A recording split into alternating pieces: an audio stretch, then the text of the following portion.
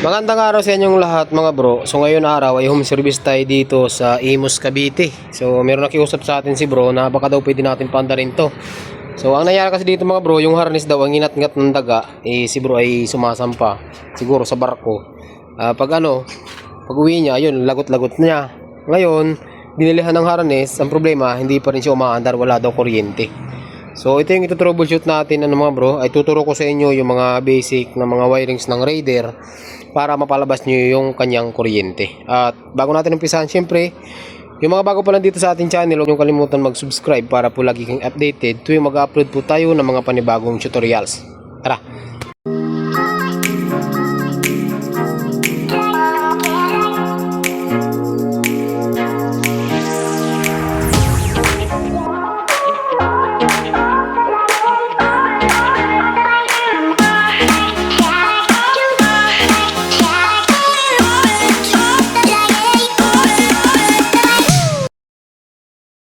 Siya nga pala mga bro, ang unit na ito ay Gen 1. So sa Gen 1 mga bro, tandaan nyo, sa Gen 1, ang CDI ng Gen 1 mga bro ay ang CDI ng Gen 1 at saka Gen 2 parehas. Yung new breed magkaiba naman. Tapos yung reborn magkaiba naman yung mga connection niya. So kung makikita nyo dito mga bro, lagot-lagot na. So bibigyan ko lang kayo ng mga basic tips dito mga bro. Bibigyan ko lang kayo ng mga basic tips dito sa Raider kung paano nyo maitatama. Kasi yung CDI ng mga bro, yung CDI ng new breed pwede naman isalpak sa Gen 1. Yung CDI ng Gen 1 pwede isalpak sa Reborn. Yung Reborn pwede isalpak sa new breed. Yung new breed pwede isalpak sa Reborn. Actually pwede yung kahit yung mga pang Raider J. Pasok naman sa sa Raider na 150. Basta alam niyo yung mga wiring connection. So dito kasi paliwanag ko sa inyo ayun, lagot-lagot na po yan So umpisahan natin dito mga bro. Madali lang mag-wiring nito kapag kakabisado niyo yung kulay. So umpisahan natin yung mga basic wiring. Dito tayo sa mga basic. Sa ignition switch, ayan, pinalitan na. Dapat nito kulay pula at saka kulay orange. Yun ang stock na wiring ng Suzuki Raider. Yung pula, papunta ng positive. Kita nyo, violet na. Iba na rin siya. Yung orange, papunta ng accessory wire po yan. Kagaya nito. Okay? Yung orange na yan, yan yung accessory wire ng Raider. Yung light blue, siyempre flasher po yan. So dito tayo sa CDI mga bro, kasi ang issue nito ay walang kuryenteng lumalabas. Ngayon meron siguro dito yung CDI. Ito yung CDI. Ngayon hindi natin malalaman kung para saan to, kaya iisa-isahin natin mga bro kung saan tatama yung CDI.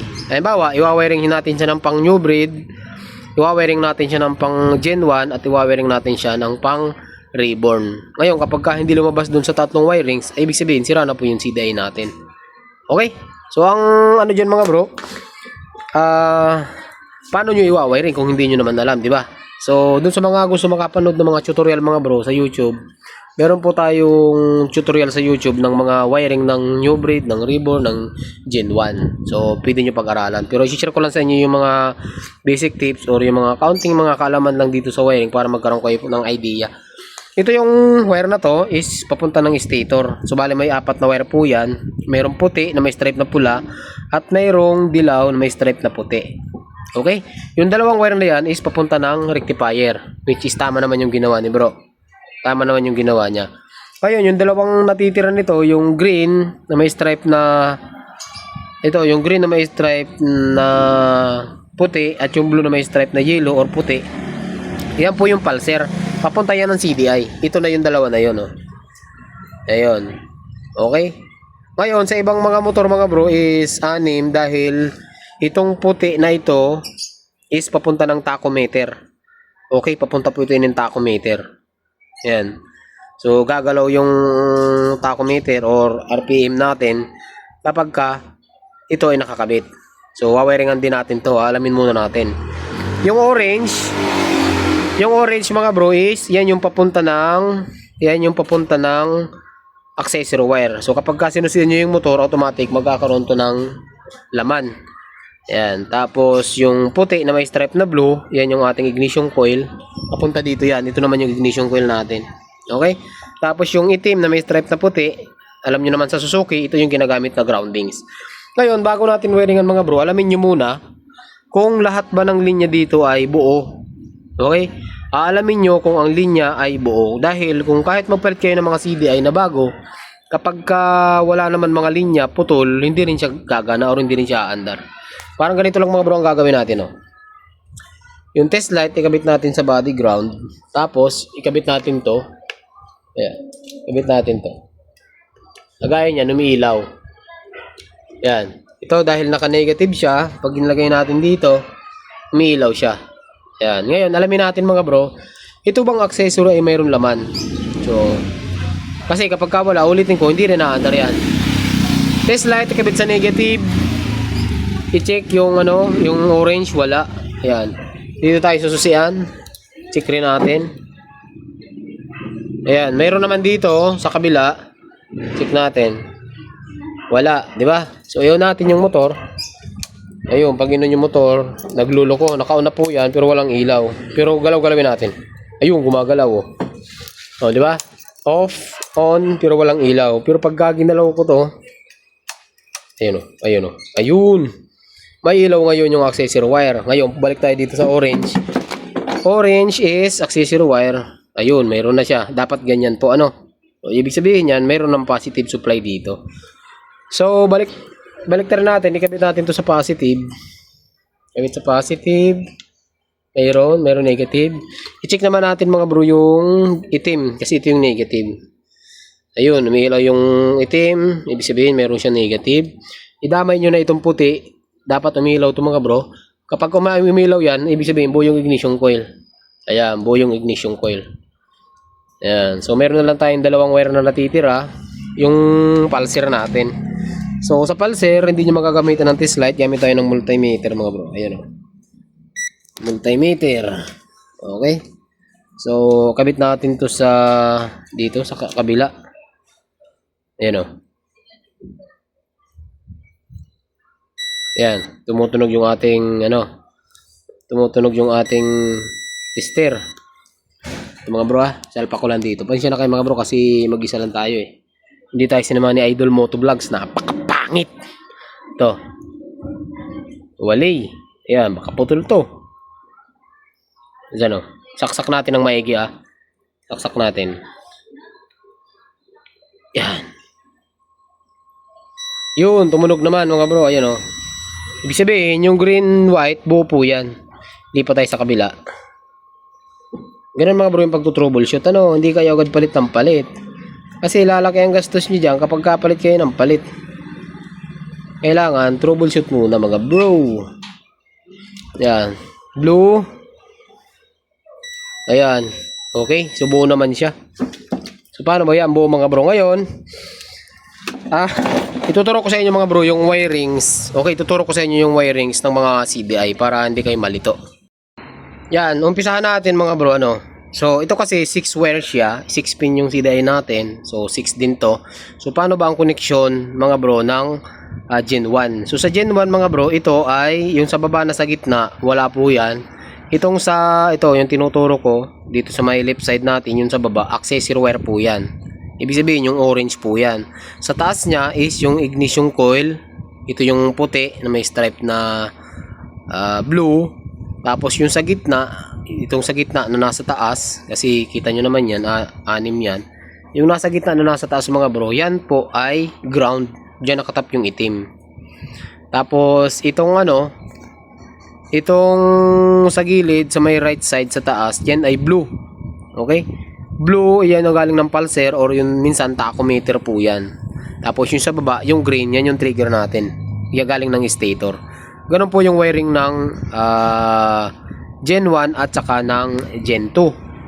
So dito naman tayo mga bro sa new breed. Sa new breed naman halos magkaparehas lang mga bro. Ang kaibahan lang, yun sa baba, dito sa may right side, okay? Yun sa right side, yan po ay green white. Yung sa taas naman na blue white, ano po yan? Tachometer po yan. Yung blue na may white yun sa taas. Yun lang ang kaibahan ng new breed at saka ng Gen 1 at Gen 2. Sa reborn naman mga bro, ang mababaliktad dyan, yung di ba yung dati, yung itong sa baba is orange, yan yung accessory wire. Tapos yung sa taas is yung ignition coil natin. Ang mangyayari dyan mga bro, yung orange mapupunta dito sa taas. Sa may left side sa taas. Diyan yung orange or yung accessory wire. Tapos sa kabila, sa gitna, hindi mababago, ground pa rin yung nasa gitna. Tapos yung dito sa may left side, itong part na to, ito yung magiging white na may stripe na blue. Yan yung ignition coil. Ganun po yung mangyayari dyan. Yung sa baba, ito yung green white pa rin yan. Ito yung magiging pulser natin. Tapos yung itong sa gitna na isa sa baba, wala na yan. Tapos yung sa kabila, ito yung blue na may white, papunta ng tachometer natin. Ganun po ang magiging wirings niya, ano? So ngayon, ang gawin natin, isa-isahin natin mga bro. I-wirings muna natin ng pang Gen 1. Okay, wiring natin ng pang Gen 1. Try natin paandarin kung aandar siya. Right? Yan. So para mas maliwanag mga bro, ganito po yung wiring ng Gen 1. O yan o.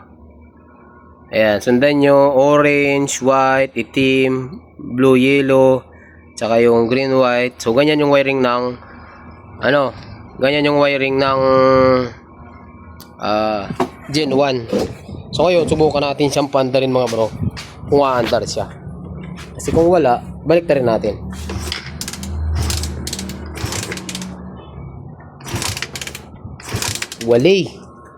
Walang reaksyon. Ramdam ko na kung aandar o hindi. So ngayon, kapag ka pang new breed, balik na rin lang natin to. Gawin natin tong tachometer. Gawin natin tong, sa bagay, halos parehas lang ito ng new breed. Ang mababago lang, yung white, yung tachometer. So white ang ikabit natin. Subukan natin ha. Sinsya na mga bro, kaya isang kami lang kasi tayo. Wala tayong katulong eh. Ayan o. Alright, so testing ulit. Try natin mga bro. Wala rin reaction. Okay. So ngayon, subukan natin yung pang reborn. Ganito naman yung wiring ng reborn mga bro. Yung green, tanggalin ko muna. Balikan ko. Yan. So ganito naman mga bro yung wiring ng reborn. Orange yung nasa taas, yan po yung accessory wire natin. Sa baba green, sa gitna ground, sa kabila ay ignition coil at saka pulser. Alright, so try ulit natin. Ay. So testing.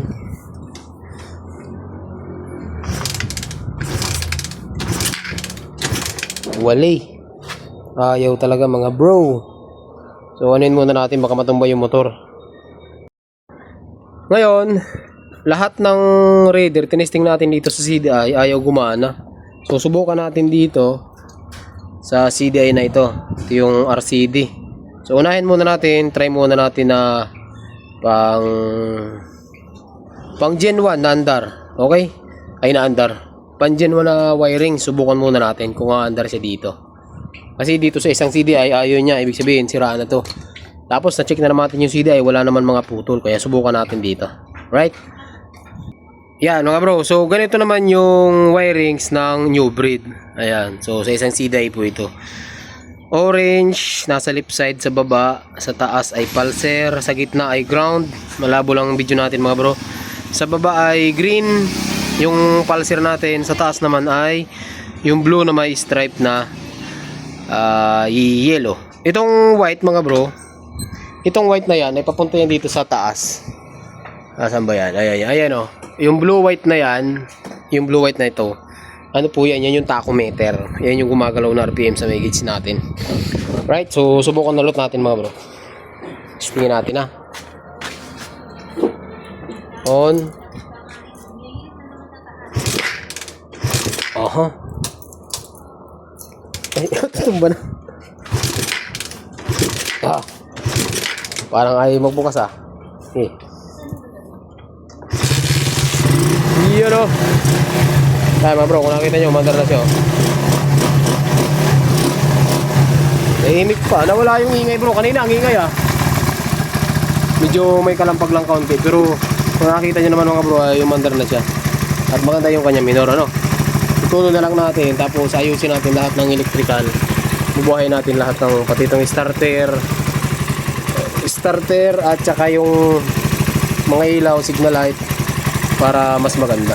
So siguro mga bro, hanggang dito lang yung video natin. So naituro ko naman sa inyo yung yung mga wiring ng new breed, ng Gen 1 at saka ng Reborn. So ito mga bro ay ayusin natin tong wiring niya kasi dapat nito, hindi pwedeng ganito. Dapat niyan mayroong socket kagaya nun. Meron naman socket to, tinanggal lang natin eh. Tapos ayun lang, ay ayusin natin tong mga ibang wiring nito. Ayun, may spare pa pala eh. Ayan, ha? Ayun, kabila. So hanggang dito lang yung video natin mga bro. Kasi nga pala, shoutout kay brother. So nandito tayo ngayon sa Imus, Cavite.